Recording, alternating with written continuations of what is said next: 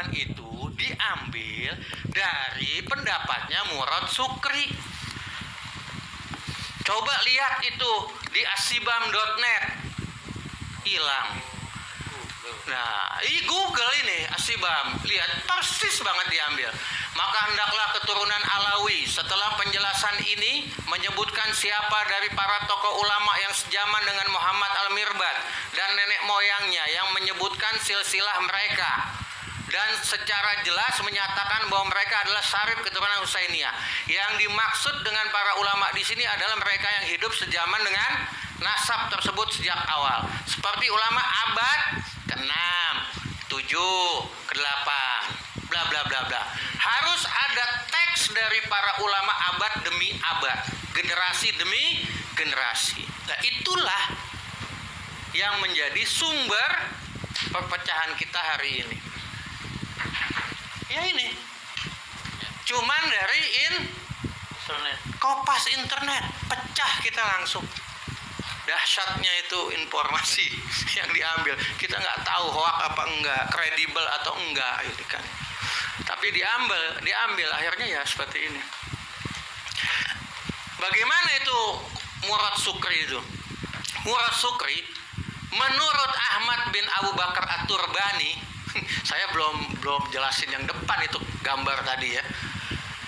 Aku telah membaca beberapa pernyataan Murad Sukri dalam bukunya Quraisy fi Urdun dan menemukan bahwa dia telah menyimpang dari jalan para ahli silsilah. Dipakai. Terutama karena dia jatuh dalam kontradiksi yang menunjukkan ketidaktahuannya dalam bidang ini. Orang yang bernama Murad Sukri tidak memiliki pengetahuan dalam ilmu silsilah. Itu diambil dari situ. Ini pendapatnya At-Turbani, teman-temannya lah dulu. Tapi alhamdulillah Pak Turbani, Ahmad bin Abu Bakar Turbani udah rujuk ya.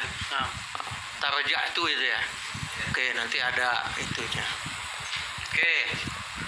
Disebut lagi di sini, Abu Bakar At-Tubrani berkata, bla bla bla bla bla bla, seperti dalam penjelasan tentang keluarga Asgab Yordania.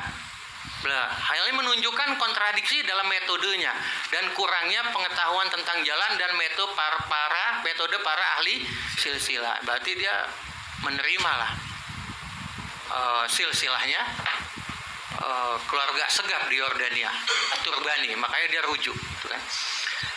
Oke.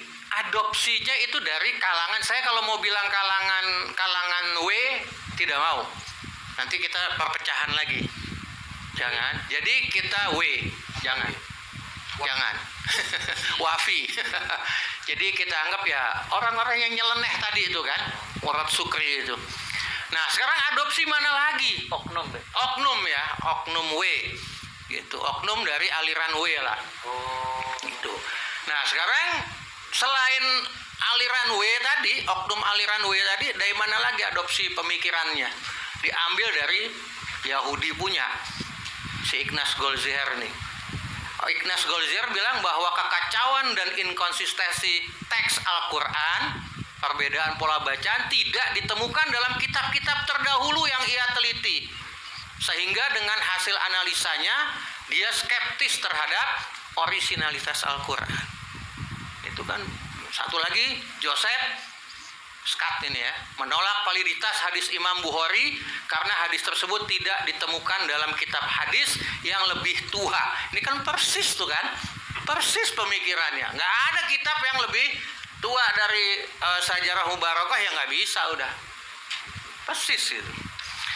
Oke, pembatal nasab lainnya ini At-Turbani, tapi sudah tarja tuh ini, udah ini.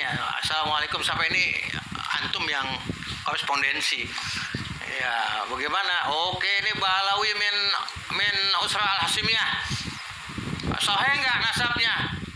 Waduh, wadih, udah jelas, jawabi wadih gitu kan. Terus tanya lagi, udah taruh jatuh, udah selesai. Kalau ini nggak usah dibahas. Nah selanjutnya pembatal nasab itu Yasin Kalidari sama Audah Al-Ukaili. Ini dia berbasis, kalau At-Turbani awalnya membatalkan nasab Ba'alawi itu karena nasab Ba'alawi itu mencangkok kelompok dari nasab Al-Ahdal gitu kan. Tapi nanti kita bahas. Nah, kalau Yasin Kalidari sama Auda Al-Ukaili ini berbasis Sajarah Al-Mubarakah gitu.